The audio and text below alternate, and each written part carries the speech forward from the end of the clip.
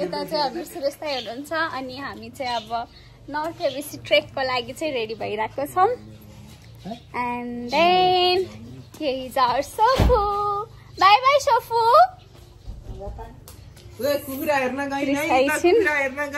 हामी जाने भनेर सुन्न लागिसक्यो जस्तो गरेछौँ अब चाहिँ हामी रेडी भयौँ सो यहाँबाट चाहिँ सुरेश दाइले चाहिँ गाडी चलाउनुहुन्छ एन्ड हाम्रो आजको डेस्टिनेसन भनेको चाहिँ तातोपानी रहेको छ र तातोपानीबाट चाहिँ हामी भोलि हुमखोला हुँदै नर्थेबेसीको चाहिँ ट्रेक स्टार्ट गर्छौँ अनि हामीलाई चाहिँ पोखराबाट चाहिँ सन्दीप दाइले जोइन गर्नुहुन्छ so by by I will continue हामी चाहिँ अहिले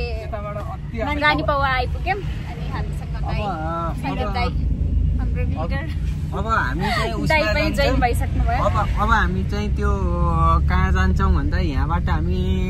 बागलुङ बस पार्क हुँदैखेरि हामी त्यो बिन्दावासिनी जान्छौँ सुन त्यो बिन्दावासिनी नेरी कञ्चन डिपार्टमेन्टल स्टोर छ त्यहाँ गएर हामीले चक्लेट अनि यताउति खानेकुराहरू किन्छौँ त्यहाँ गएर त्यो कञ्चन डिपार्टमेन्टल स्टोरबाट अनि त्यसपछि अनि हामी सिधै हामी कहाँ जान्छौँ भन्दाखेरि नयाँ के अरे उहाँ कस्तो नाम रहेको त्यो होइन अम्बोट जान्छौँ अम्बोट गएर त्यहाँ सबिन होटेलमा गएर खाजा खान्छौँ असला माछा र चिउरा कति बल्यो भने त्यसपछि अनि हामी आज चाहिँ म्याग्दी के बेनी जान्छौँ बेनीमा गएर हामी 2-3टा जिपलाई सोध्छौँ भोलि बिहान तिमीहरू तातो पानी आउँछौ कि आउँदैन के हुन्छ भनेर अनि त्यो भयो भने अनि त्यहाँ हामी तातो पानी गएर चाहिँ अनि आज बेलुका तातो पानीमा नुहाउँदै बस्छौँ अनि बिहान 4 बजे त्यो जिपलाई फोन गरेर अनि हामी यहाँनिर जान्छौँ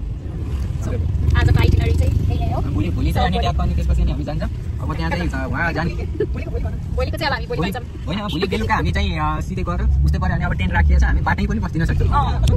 त्यसको लागि चाहिँ अब हामीले चाहिँ अब सकेसम्म अलिक एउटा लाइटर र मटेरियल थोरै पायो भने दाउरा चाहिँ वरिपरि खोजेर एकछिन आगो बाल्न सजिलो हुन्छ त्यहाँ फायर गर्ने बस्ने अनि त्यहाँबाट अब त्यही हाम्रो चाहिँ अनि अब चाउचाउ खाने बस्ने अब त्यहाँ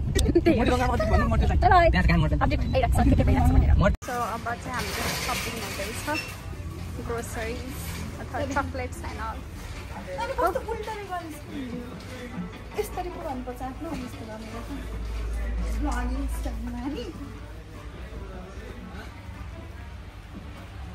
खै एउटा निकाले छैन अहिलेसम्म यत्रो हिँडेर यो भयो भने पुग्छ होला है एउटा निकाल न सुरेश दाइलाई नि हो क्या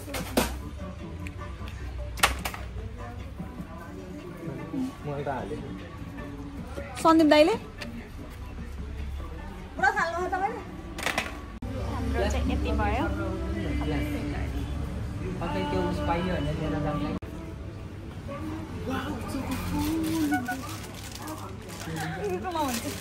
All this stuff for fun, but she still made fun of him. यति धेरै सामान लिएर अब चाहिँ निस्कियौँ हामी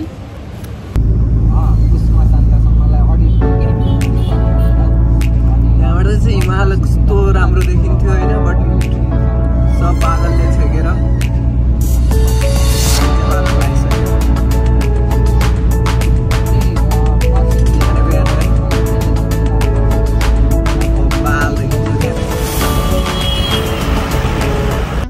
सुरेश बिगेन नै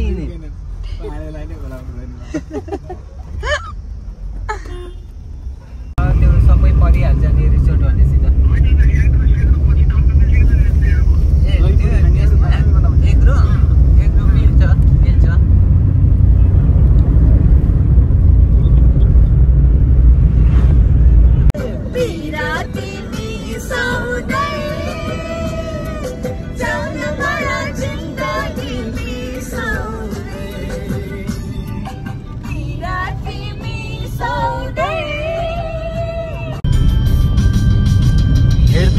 राम्रो घान्द्रुके गाउँ छ हेर्दा राम्रो घान्द्रुके गाउँ छ अम्बोटबाट खाजा खाएर असला माछा र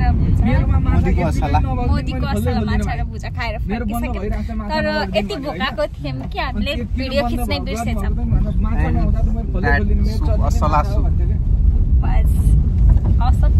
त्यसले अस्ति मलाई के भन्यो भने पहिला फोन गर्यो है भन्ने जुन छ नि गीतको त्यो लाइन चाहिँ के भन्यो भने जस्टिफाइड त्यो अस्ति फर्किने बेला त्यसले मलाई के भन्यो भने तपाईँ त्यहाँबाट हो भने अनि त्यसपछि त्यो होटलमा चाहिँ के रहेछ टिकटक बनाउने चाहिँ पनि कस्टमर्सहरू आउँछ त्यहाँ चाहिँ टिकटक बनाएर पोस्ट गरिदिने ट्रेन्ड रहेछ होइन marketing strategy or something like that advertisement type रहेछ अनि बोलाइदिन्छ कि सामान नराम्रो भए चल्थेन नि त सामान पनि राम्रो रहेछ असलाको मिठो दिनमा 10-12 किलो बेच्छ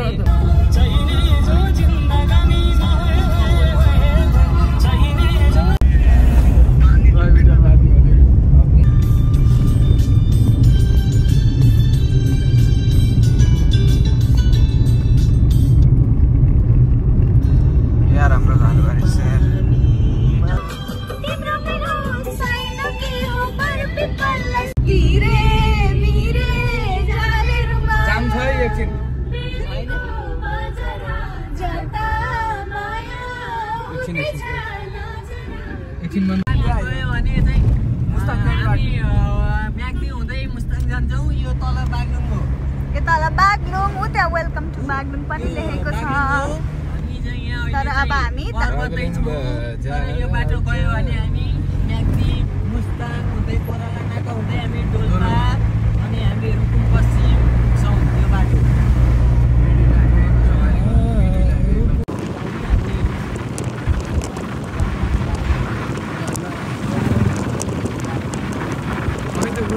यता माथि हैन हामी हैन यतै हो त बागलुङ जाने हो